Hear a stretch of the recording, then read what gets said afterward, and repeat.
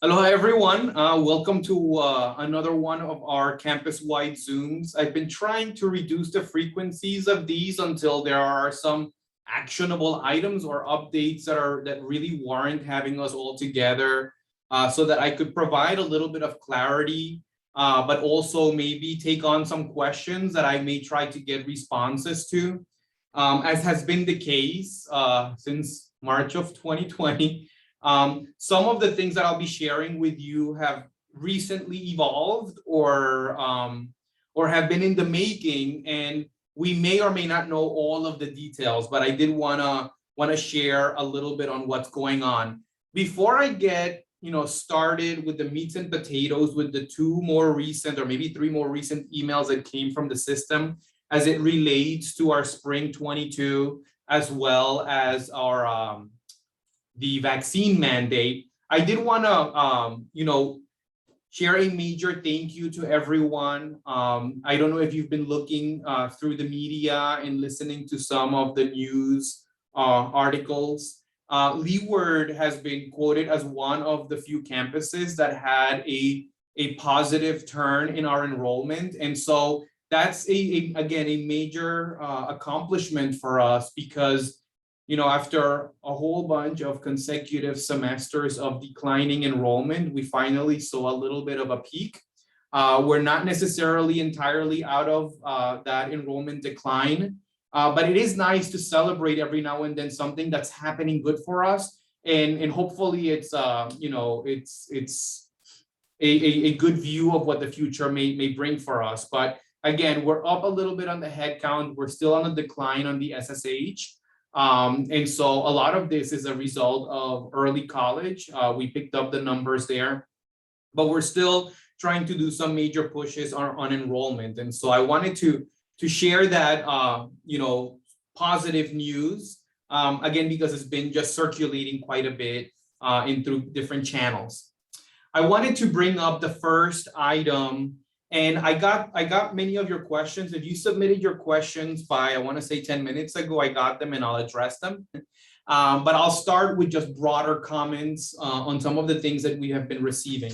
The first one is a COVID-19 vaccination required for all employees in 2022. You should have all received the message already that starting January 3rd, 2022, all UH employees need to be fully vaccinated.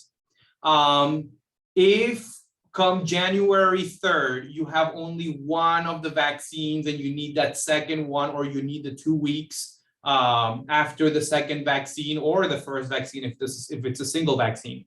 If you need those 2 weeks, then you need to provide the COVID negative test results like you are right now if you are not currently vaccinated, using the same Lumi site, uploading the results. And once you're 2 weeks after the last vaccination is in place, then you no longer have to go through that process. The only exceptions to the vaccine requirements on the employee side are on a religious or medical exception. And so if you feel that you qualify for one of these two and are not currently vaccinated, then I encourage you to connect with HR soon, so that could be all addressed by that January 3rd deadline. We don't want to get caught on that January 3rd trying to address the vaccination requirements. Some of the questions, now I will say that there were a couple of comments on disagreement with the vaccine mandate on the employee side. I can recognize the disagreement. This is something that has been driven through various different circles, including, at the federal level, at the state level, and it's a state employee level requirement. And so while I can't really say that I was part of the discussions that resulted in the mandate, we are in a position to require it for all of us as employees. And so I wanted to recognize the questions and comments that came through as it related to disagreement with the vaccine mandate. Some of the questions or comments that came in are a recognition that if something happens negative as a result of someone getting the vaccine, there could be repercussions. That's always something that can happen, but with it being FDA approved and having the the good traction in terms of outcomes that have been reported so far, it is the way that we're moving forward with that required vaccination for all employees. Again, January 3rd is that key moment. I want to reflect a little bit more on another question that I got, which is, I've already uploaded my vaccine card onto Lumicide. Is there anything else that I need to do? At this point, if your vaccine card has already been uploaded onto Lumicide, then you're pretty much set. Currently, for those of you that may be teleworking or not, there is that, whether you need to have the COVID negative test results or whatnot, that's to access the campus. And so for January 3rd, you do want to have the vaccine card uploaded into Lumicide or have it with you if for whatever reason you're not uploading it into Lumicide. And so that will help us addressing that vaccination requirement compliance. And so again, just to simplify, upload into Lumicide, and once it's cleared, then we'll have it for you in terms of records. You see some questions here. So as of right now, the booster shot is not a requirement for January 3rd. It may evolve into a requirement. And I know that once there is more of a drive for this, we're going to try wherever possible to make it very accessible for everyone to get that third booster shot. That may even imply, and I don't know whether we've gotten any requests that have been directly at maybe hosting the booster site clinic, but it may be an option as well. So, right. So who will be policing the employee vaccines? We should have a good majority of compliance on record for January 3rd. And so that means that if you're vaccinated, we hope that everyone has it uploaded. When January 3rd comes in, whether you are teleworking or just simply teaching online or not coming to campus or on campus, it doesn't matter how or where you're working, that vaccine record needs to be on file, right, through Lumicide. And so again, even for lecturers, this needs to be the case. And so we encourage everyone to, again, upload all of this and work with anyone within your teams to upload their vaccination card by that January 3rd. In terms of policing it, we're still working out how to manage that process. But we hope that by simply uploading the vaccine card into Lumicide and validating in there, that we don't have to do too much of that. Right now, it's a little bit more difficult because we do have some folks that are teleworking. And with that, there hasn't been that necessity to upload it because people are not on campus. But come January 3rd, again, whether you're on campus or not, that vaccination needs to be in file. And so that's the mandate that came down recently in a message that I can't remember when we got it, but it was earlier, I want to say last week.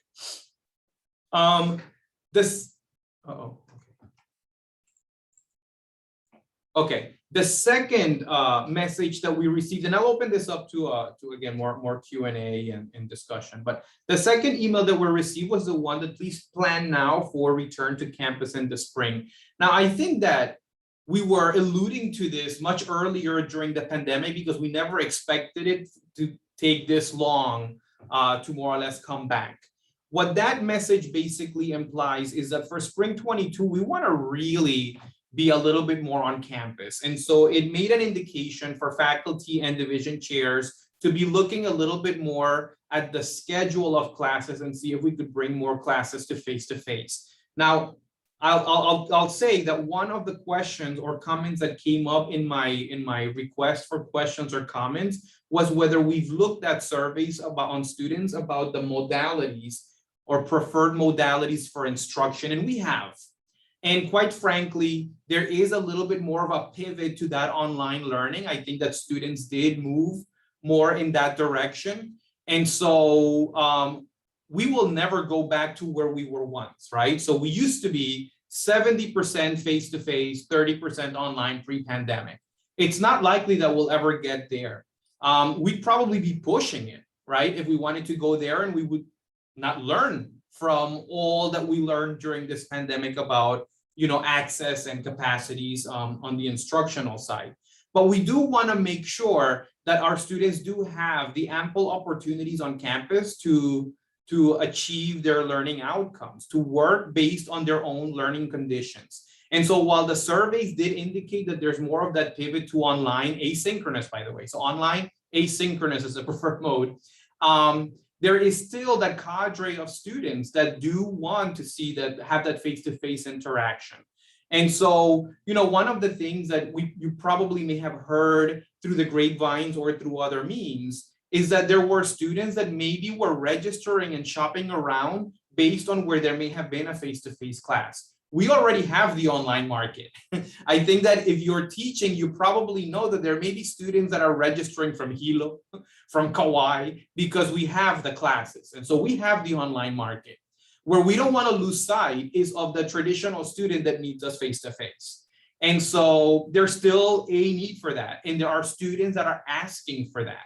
And so we're not asking to go back to that 70-30, but we're just wanting to make sure that if a student needs to complete their degree and their preferred mode of instruction is face-to-face, that we don't have to navigate them through, you got to take 2 online classes if you want to graduate. Otherwise, you know, you got to wait until whenever the class is offered again.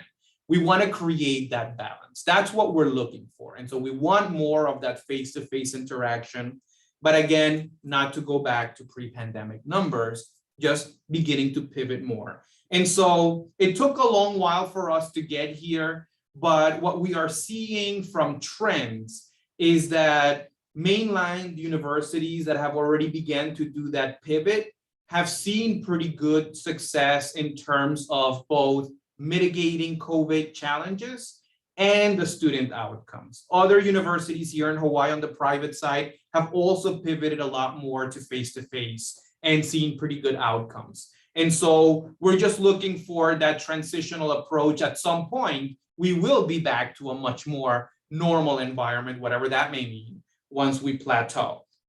And so that's what that email implied. It also spoke of return to full utilization of classrooms per CDC. And so what the CDC's recommendation is at this point, and what many universities have been doing, is that with the pivot to mandating that students be vaccinated to be on site, that with that mandate, the CDC doesn't require much in terms of restrictions to be in a classroom setting, right? I think that many have begun experiencing this on the DOE side, where there's very little restrictions there other than the mask, right? And those are actually unvaccinated for the most part. At the university level, the institutions that have required that vaccination for the students have been able to make that pivot and not seen much of an ordeal as it relates to COVID. We, as a requirement, will maintain the face mask requirement for our students in the classroom and require that they be vaccinated. So on the student side, I'm trying to jump at chat every now and then. On the student side, a student that has any physical presence to the class, so if it's hybrid or face-to-face, these students need to be vaccinated, right? If it's purely online, oh, thanks, Cami. If it's purely online, the students do not need the vaccination. Oh, sorry, yeah, if they're fully online. And so we are gonna have a big number of students. If the Danny that put that question in is our Danny Wyatt, Y&I is one of those areas where we have the lower vaccination rates on the student side. And so students that are not vaccinated will be able to continue online. They won't be able to be in the classroom. As it relates to the 3-foot social distancing, the CDC does not, it's not a recommendation from the CDC that 3 feet of social distancing be maintained if all students are vaccinated. In fact, the CDC no longer even recommends the masks among the vaccinated students. And so again, that's what is implying with the full utilization of our classrooms. Because we are a little bit more sensitive to change, where possible, we still try to social distance. I don't think that we can go back to, you know, pre-pandemic practices, but that's not where the CDC is recommending. Again, the social distancing and the masks, as long as the vaccine requirements in place is not as much of a requirement. Okay. Okay, so there was a question that I'm not quite sure I can answer. And so I will try to get back to an answer. I don't have a contact person. But the question was, if someone is on leave of some sort, right? Do they still have to comply with the vaccination requirement? So say, for instance, someone is not say for their sick leave or some type of leave or sabbatical or something in the spring semester, do they still need to comply with the vaccine? I have a feeling that because an employee is an employee is an employee, the answer would be yes. But I think I need to ask for more details to provide a better answer as it relates to that. And so those were, some of the bigger areas of new updates that have bubbled up recently. So just to recap, and then I'll open it up to see if there are any questions or comments. But just to recap, it is vaccination required for all employees. January 3rd is that threshold moment where it becomes a requirement. Testing is no longer going to be an option for employees unless the employee has a medical or religious exemption. On the student side, if the student wants to remain a face-to-face student, they need to be vaccinated, comply with the same requirements. And as it relates to the return to campus, it was overdue. I had hoped that we could have returned much sooner, but it is what it is. Right now, I saw it in the news today, eligible Hawaii residents were at about, I want to say about 82% vaccinated. The children's vaccination, I'm hopeful will come about very soon because I have that young age group children in my home. And so we actually are doing quite well as a state in terms of the vaccination rate statewide. And we're making gains. Every weekend when there's an update, we've been seeing some gains there. And as a university, I'll reflect on a comment that was put into the message, is that while we have experienced some cases across the UH campuses, at the very least for this last semester, we've not really, and Leeward's in a better place, I'm speaking UH-wide, there hasn't been really cases of spread within the college. It's been, someone that may have tested positive and happened to be on campus, but not necessarily that is a result of spread on campus. And so those are things to reflect on. And at this point, let me go back to the chat and then I'll open it up.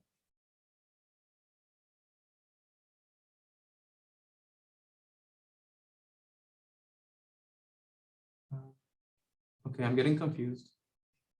Oh, I think Cami is trying to help me. Okay, so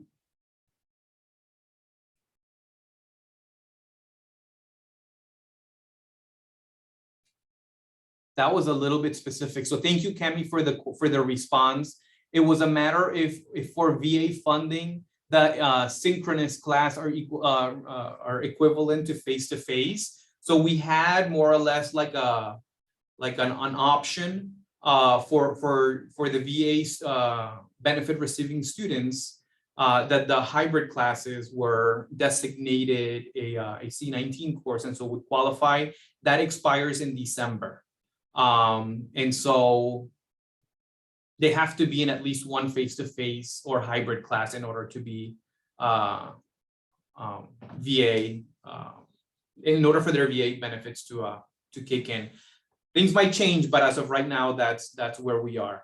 Okay, so I'll open it up if anyone has any additional questions or comments that I should consider in this discussion.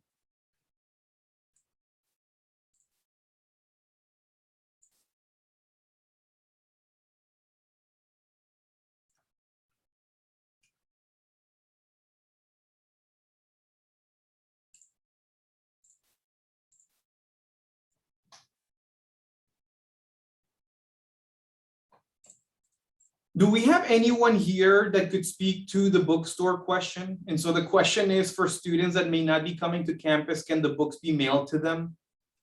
I don't have that answer, I'm sorry.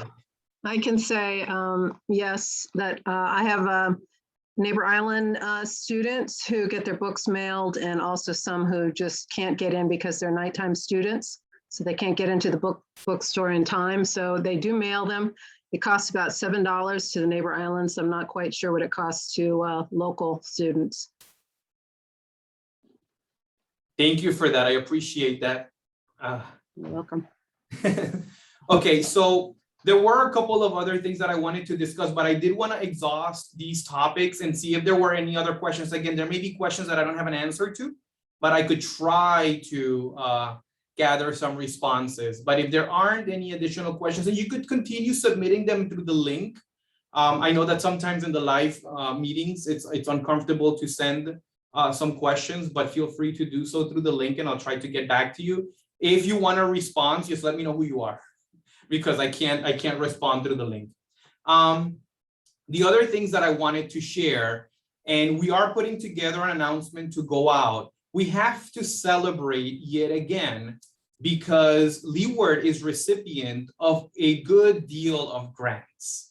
And this happened in the last, I want to say from summer through now, we've been recipient of a gear grant. We've been recipient of a couple of Title III grants. We've been recipient of a good supply of funding. Now, to do justice to them, what we're going to start doing is we're going to identify certain periods of the year where we send out a mass communication to everyone at the college doing a couple of things. One, recognizing all the folks that really put in all the time to help in getting us those grants. Two, identifying what the grants are intending to do. Three, identifying the amount of money that we are receiving. And so some of these grants are going to really help build our capacity in multiple areas. And so it's just something that we want to celebrate. We want to continue sharing with everyone what each grant is intending to do, because that way, if you need to refer students to some of these programs, you may be a little bit more familiar with what we've been doing. And so that message is being prepared right now, and we will blast it out pretty soon. But again, if you've been listening to the media and reviewing what's going on, we received a couple of Title IIIs, one of them that allows for a little bit of construction. And so we've been doing some amazing things. And that's really attributed to folks that put together ideas to submit for these grants. And so I'm ever grateful for all of that. Some of these grants are in partnership with other UH entities. Some of these, we are the PIs and the leads for the grants. And some of them are just solely Leeward. And again, it's just helping us build capacity in certain areas. So that's something that really is nice to reflect on. The next thing that I wanted to reflect on very quickly is CARES, right? And so I've been trying to get more proposals through. Leanne has been periodically sending out those messages, asking for proposals. I think that if in the past you may have been discouraged by maybe some of the restrictions that the grants came with, we may be able to open some of those up. Some of the restrictions before may have been because we thought we only had maybe one set of dollars and we got a couple of sets of dollars. So just to give you a heads up, all in all, we received almost $25 million in stimulus funding, right? $25 million, of which a large amount of it was intended to go directly to our students. And then the other amounts were supposed to help us, achieve capacity to do this return to campus and to continue serving our students in an online environment. And so we've done a lot with this funding, but we still have well over $10 million that we need to that we need to spend down. And so we want to be able to do it in creative ways, in ways in which it directly serves our students. And so I'm asking, and I really would love, from the instructional side and from the student support side, if more ideas came through because we've been doing things that at the institutional level are building our capacity, right? So whether it's bandwidth and internet infrastructure and stuff that I don't understand, right? But things like that that are expensive, and technology we've been able to spend there. We've been able to really help out our students in terms of direct stimulus fund, as well as the debt relief that happened for students that were our students during the impacted time. We've been able to do very creative things, but we could do more.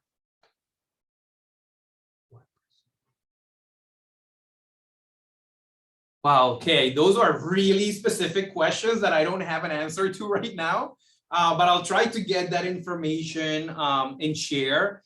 There is eligibility, right? And so the feds have set requirements on how the money, who the money should be going to primarily, but we still feel that we have some challenges in distributing the funds. I'll say that when we presented to the BOR last month, one of the take homes is that in a survey that of our students, many indicated that they weren't really aware of the available resources to them. And so communication is key, and often communication is easier when the student's more directly interacting with you.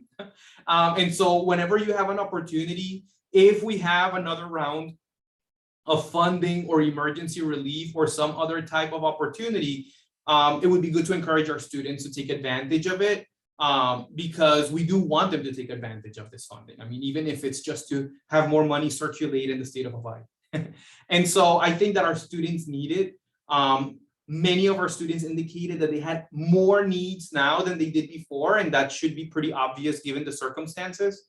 But we want to be able to address those needs for them. And so again, we've been very creative, but there's still needs that need to be met. And so as we're contemplating more of the return to traditional settings, as we're contemplating how to better support our students, if there's something out there that will support your students in achieving their learning outcomes in your courses, work with your chairs, work with your coordinators to see if there's something that could be put together. What we've been doing too is that if you're a little hesitant on the proposal, I would still submit one, because when we find areas that we could just sort of nudge a little bit here and there to help support the proposal, we're trying to do that as well. And so this is the time to do it. I think I've said this often enough. It will not likely happen again where we have an additional $25 million to play with. Some of the things that are challenging right now with this funding is that we're not trying to commit ourselves to long-term expense, right? And so I'll give you the differences. One is we are overhauling our website, right? That's a one-time expense. If we were to commit to a long-term service, that's where we get caught in the bureaucratic process of trying to justify when we are not certain of our long-term budget. Right now, we may be okay, but it's one-time money that we're okay with. The state's still pretty tight. And so we don't want to overcommit when we don't have those resources.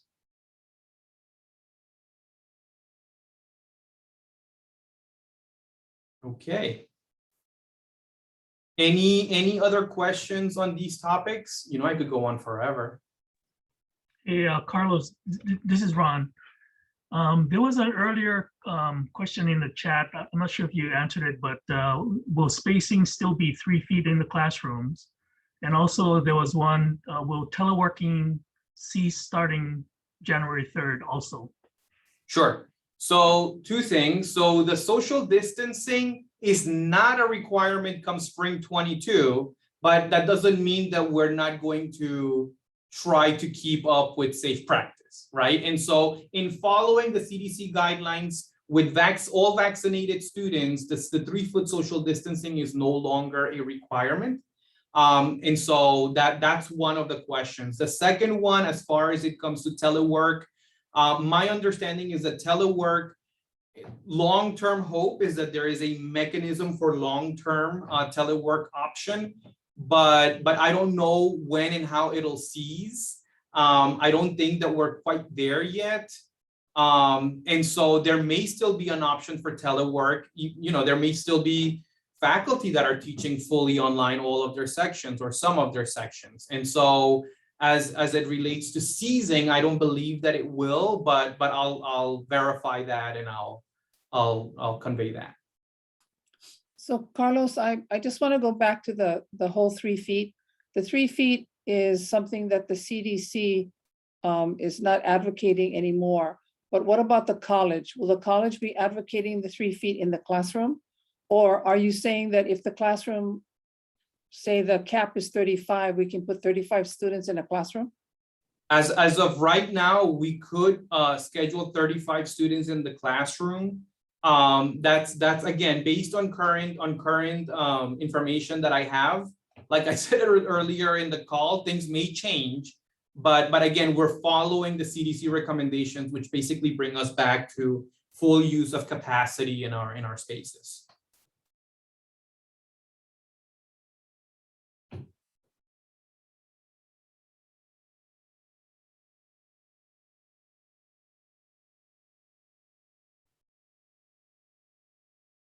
So I'm getting some questions about some of the topics that I covered earlier. So I'm just going to recap very briefly on the vaccine mandate for employees. Come January 3rd, all employees are required, whether you're teleworking or working on campus.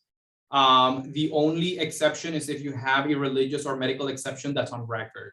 And so if you're going to look for that option as an employee, it is best that you start working on that now and connecting with HR.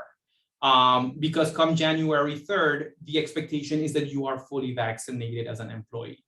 And this is the only thing that I don't have an immediate answer to right now is if someone is in some type of leave, whether they need to be in compliance this coming January 3rd, if they are on leave during this period. So I'll try to get that answer. But again, like I said before, I think that because an employee is an employee, then that becomes an expectation that all employees are vaccinated, fully vaccinated by January 3rd.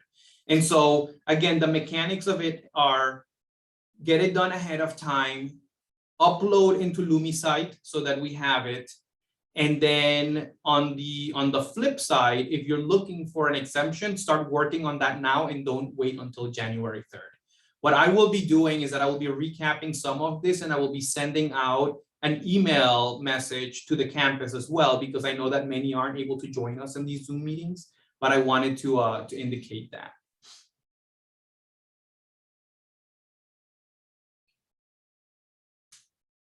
And so, yeah, I think that on the telework question in comments, I will say that the university is trying to learn from practices that we were shoved into because of the pandemic. I don't know to what extent we'll be able to have them in policy and for long-term use, but we do know that some things can happen through telework. There's a lot of options for students with online learning. And so we don't want to go backwards. It would be very sad for us not to learn anything that we learned during this process. Yes, thank you, Cami, for that recognition. There is a group of folks that are reviewing all of these emergency aid awards. And so thank you to them because that is heavy lifting, especially because, you know, they review individually and they make those awards. And then ultimately they're trying to communicate to get more folks to apply for it. I will say that everyone has really put in a grain to getting that communication out. So I totally appreciate what everyone's been doing with all of this.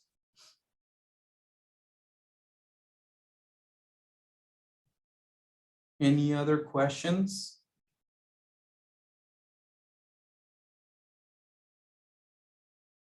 Okay, I did wanna, and I hope I got all of the questions, but I got quite a bit of messages through the chat. So I'll review the chat and if I see your name, I'll try to respond if I didn't during the Zoom meeting. I did wanna relate something that I sent out. Whoop, I got one last question coming. I don't see it yet. I'll try to get on it. And so I did want to express again something that I sent out yesterday, and that is for everyone that has been receiving communications about the permitted interaction group from the BOR as it relates to faculty tenure. I think that many of you have expressed concern about it and probably have submitted testimony, but I did want to bring it back up. The BOR is set to take an action, whatever that means, on Thursday. And so testimony is due tomorrow. And so this is just as a quick summary. Because of a legislator request from the state to the university, there was a request to review tenure and some aspects of it. And so the BOR put together a permitted interaction group to review tenure and, to collaborate and try to get some action going on that. What ultimately happened is that this permitted interaction group put together a set of revised or redlined policies. With the redlined policies, it had the potential of doing a couple of things. One of them, it asks that the administration review more in terms of the sustainability and the need for any tenure track position that we advertise for. We tend to generally do that anyways, but there's something about that in the red lines. The other one is to review the classifications and change the classifications of tenure faculty. And so it's basically collapsing a whole bunch of existing classifications into fewer ones. And one of the things that it does for us as community colleges is that it makes it rather nebulous, because in the proposed language of classifications, it doesn't necessarily include the C classification, which is all of the community college faculty. And then on the community college classification side, there's a strike through on the C classification. So the intent is not something that's clear on that. And then the last one is for a periodic review or systematic review, or like a 5-year review of tenured faculty.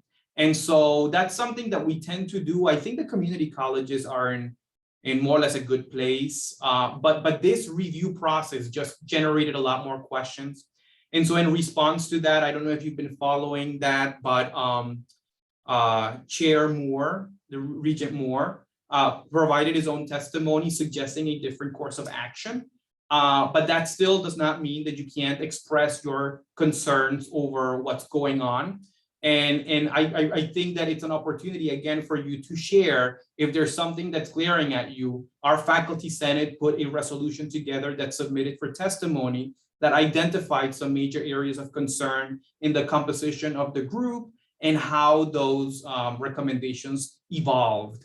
And so I just wanted to bring that up because I do think that while the BOR resolution recommended through the permitted interaction group, while that resolution does not necessarily imply that tenure will not exist beyond any approval of some of the recommendations, it does put into question how the consultation process and addressing some of those changes are going to come about. And so I think that Regent Moore's I don't think he put a resolution, I think he just put a testimony. I think that the way he articulated it is to gather more appropriate feedback in providing any changes to faculty tenure. And so with that, I wanted to bring that up again because the testimony deadline is coming up. The meeting is on Thursday. And you could follow the email that I sent yesterday, provided a link for that. And so I wanted to share that with the college as a whole. And so I think I got more questions. One second.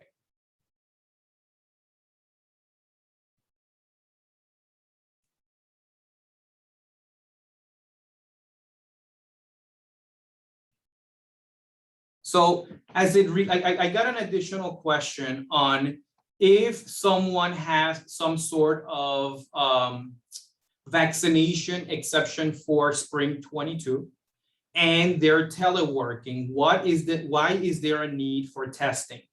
And so the telework policy implies that you could be recalled to the campus at any time. And so as a result of that, the testing is a requirement to remain in compliance with the vaccination mandate. And so I hope that that kind of answers that question, but I think that, so what the question was basically more of, if someone has an exception and is not on campus, why do we need to test? Is because of the possibility of being recalled to campus at any time. And so because of that, anyone that is teleworking, if there is an exception, you would still need to have the negative test results in the frequency. So that's also important to mention. A PCR test gives you 7 days. An antigen test gives you 3 days. And so you have that frequency of testing if you do have any of those exceptions.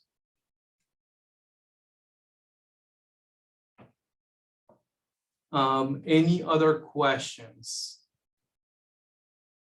There were questions on legal matters as it relates to the vaccination. And I can't really speak to the liability issues if something were to come around because of a vaccination, but that's something that everyone is more or less working toward in terms of, if someone becomes ill from the vaccination, whether there's any liability. The mandate is to be employed at the university. There was one other question that came up that's unrelated to many others, but I wanted to bring it up anyways. And that is the question about the spot. And so the spot is our vendor here in the cafeteria. If you are on campus, you would have probably noticed that they haven't opened for the greater part of this semester.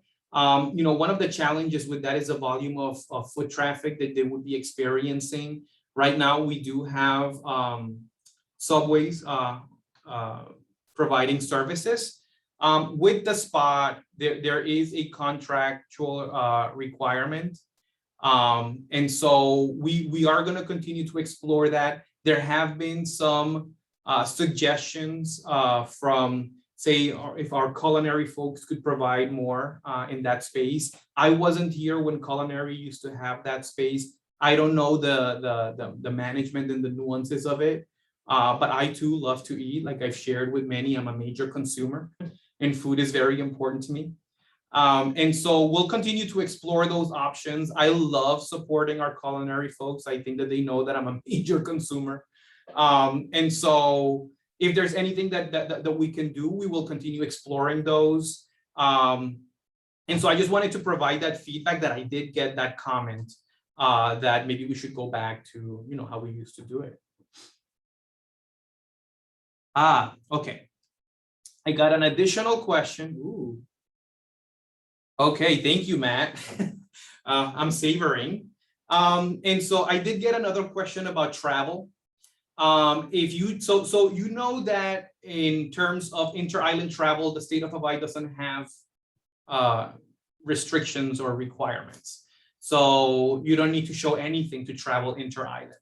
When you travel off-island, there is, and you know what, I may need a little bit of help with this one because I'm rusty. I haven't really taken off vacation, but what the impression that I have is right now is that when you return from the continent, Safe Travels allows you to come in with just your vaccine card, but no necessary negative test results.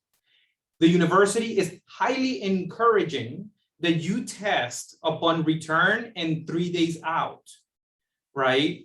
Before hopefully returning to campus. And so, but because I'm not entirely sure about this, I'm gonna have to come back with a more solid answer. I'll try to include it in any messaging that I send out to the campus about that travel recommendation on how to return to campus if any of us do travel. All right.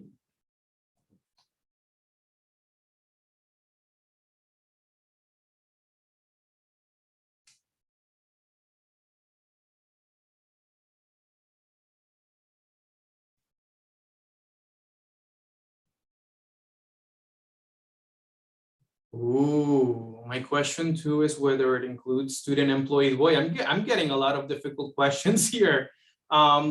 I don't know. I'm gonna have to, I'm assuming an employee is an employee is an employee. But I'm gonna have to verify. Now, my understanding is that that test post travel is a recommendation. I don't know, I don't necessarily know that it's a mandate. So let me verify and I'll provide more details on this, on the travel requirements.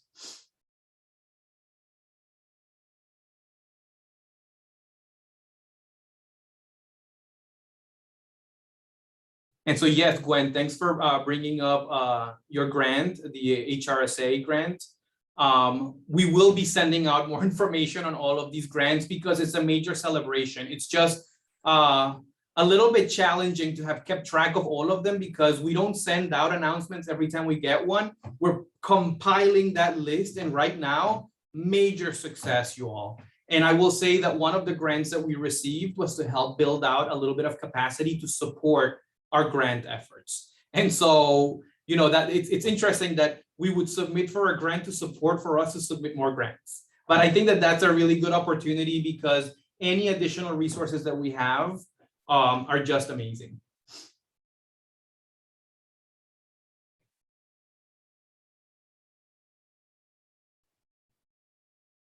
All right, anything else? I know that everyone's time is super valuable, so I appreciate always engaging with you. If there are additional questions, I will try to follow up. If you do submit any additional questions through the link ahead of any scheduled Zoom meeting, you may want to just give me your contact information so that I could help with an answer. And so we'll just continue moving in this direction. But again, it's just an opportunity for us to do what we've been saying we've been wanting to do for a long time, and that's return. It looks like spring 22 is that major opportunity.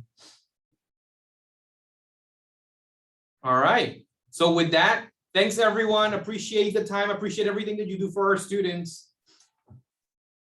Mahalo.